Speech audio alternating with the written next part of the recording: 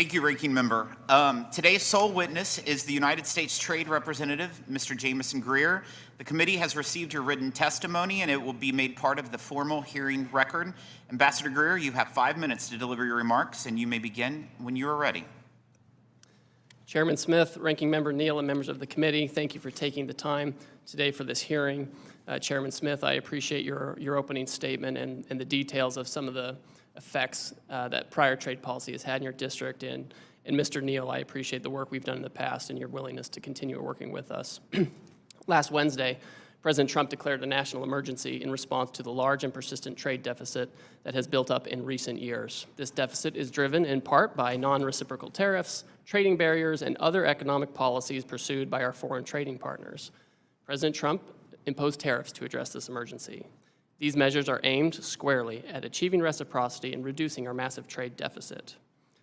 This national emergency declaration and tariff action is the most significant change in U.S. trade policy since we allowed China, unfortunately, to join the World Trade Organization. The American working class, in particular, has suffered concentrated losses from the so-called China shock and other adverse effects of past trade policy and the conditions that give rise to our massive trade deficit. The United States has lost 5 million manufacturing jobs and 90,000 factories since 1994.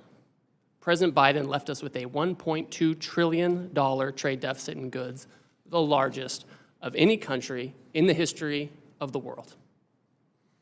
The United States share of world manufacturing output declined from 28% in 2001 to 17% last year. In the fourth quarter of 2024, U.S. manufacturing as a share of gross domestic product was the lowest it had been in 20 years.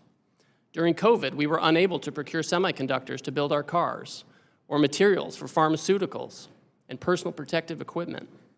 During World War II, we built nearly 9,000 ships. Last year, the United States built only 3 ocean-going vessels. Our agricultural trade balance, which historically resulted in trade surpluses for our farmers, was in deficit the last 2 years of the Biden administration and likely will take some time to recover. These are all serious indicators of an economic and national security emergency. One important driver of these negative trends has been unfair, unbalanced, and non-reciprocal trade. This includes the effect of higher tariffs imposed by other countries on the United States, the effect of non-tariff measures that promote other countries' exports and obstruct U.S. exports, and other foreign economic policies favoring overproduction and degrading America's manufacturing capacity. This lack of reciprocity is an important driver of our global trade deficit and with particular countries.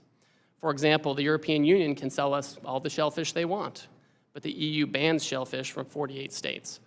The result is a huge trade deficit in shellfish with the EU.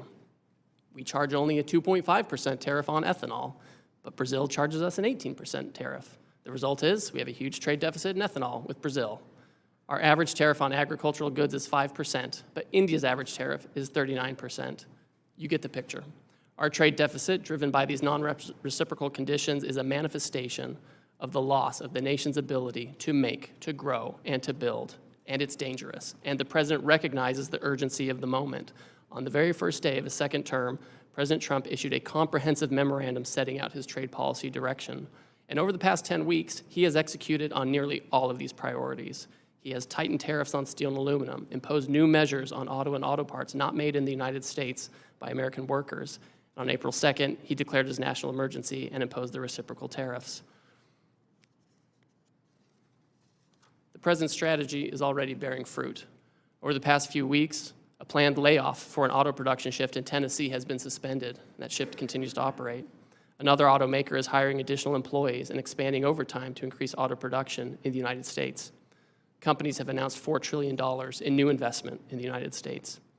Nearly 50 countries have approached me to discuss the President's new trade policy and explore how to achieve reciprocity.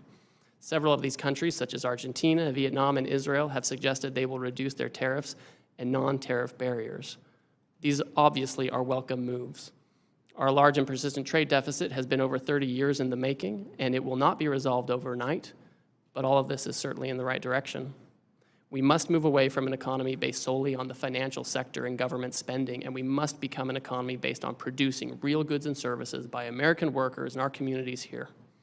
This adjustment may be challenging at times. This is a moment of drastic and overdue change, but I'm confident that the American people will rise to the occasion as they've done before. I trust them. I trust that they can do this.